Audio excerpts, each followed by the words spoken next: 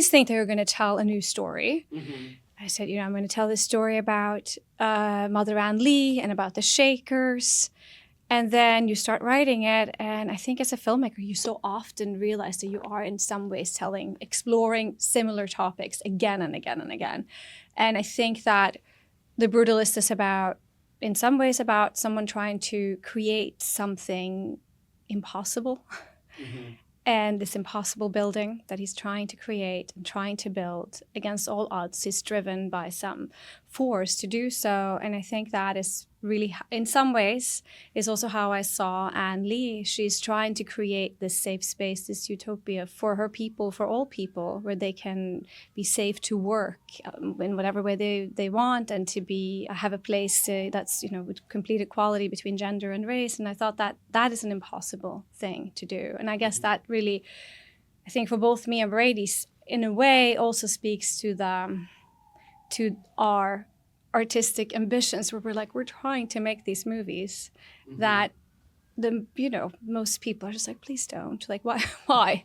This is, 3.5-hour movie about an architect, or this musical of sort about the Shakers. It's a hard elevator pitch. So I think that's sort of like, we're trying to create this impossible thing is something.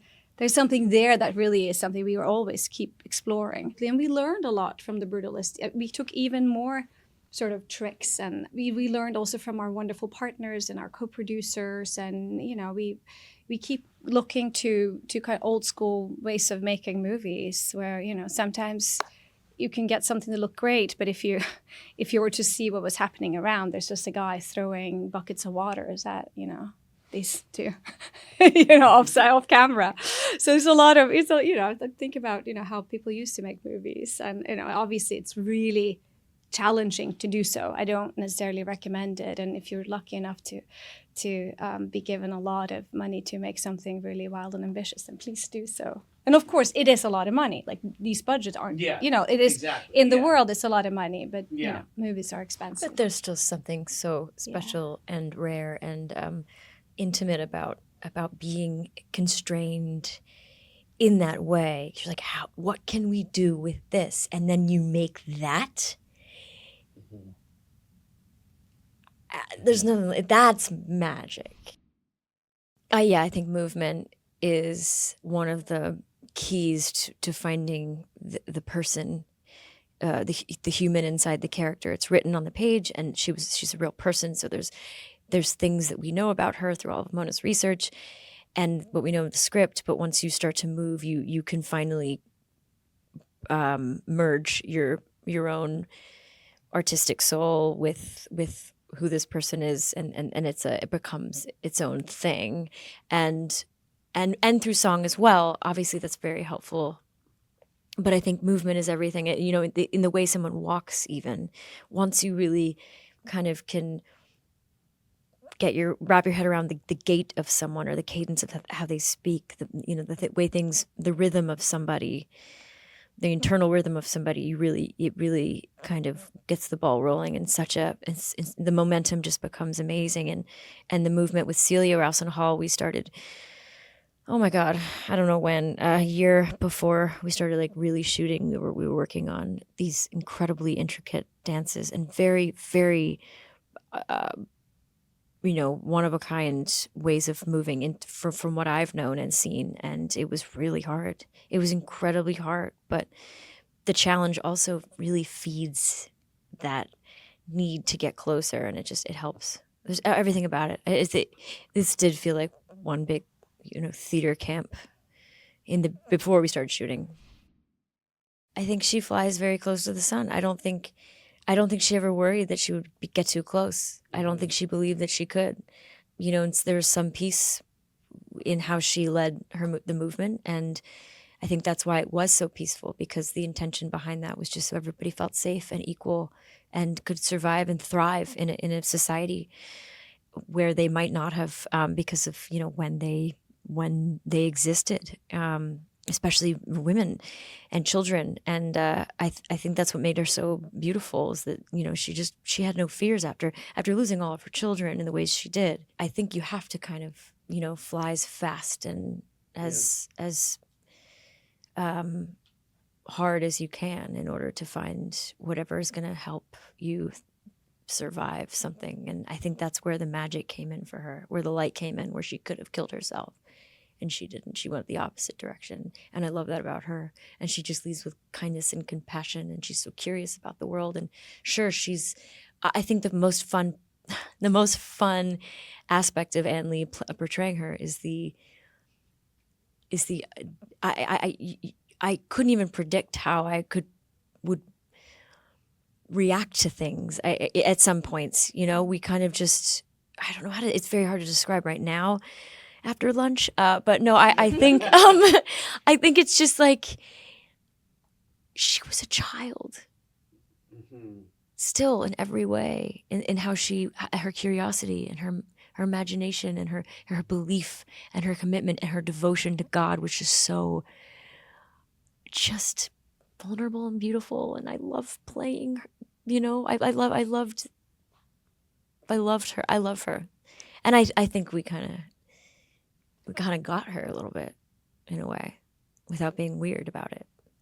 I think she was there. Mona and I discussed certain points within the story where it wavers, but never that far. I think that William, I always remember, that term brother's keeper. I think I always thought of it like he's his sister's keeper. But then when we watched it, I was like, no, it's sort of like Anne is sort of letting William help her. In some ways, it felt like, which I don't know if it wasn't talked about that much, but it felt a little bit like that in watching it. It was like they were both letting each other help each other in certain ways. But I think, it's a beautiful kind of quiet understanding that they have together that I think we were able to capture, I think, because, Amanda's so... as a collaborator, so kind of open and curious and playful.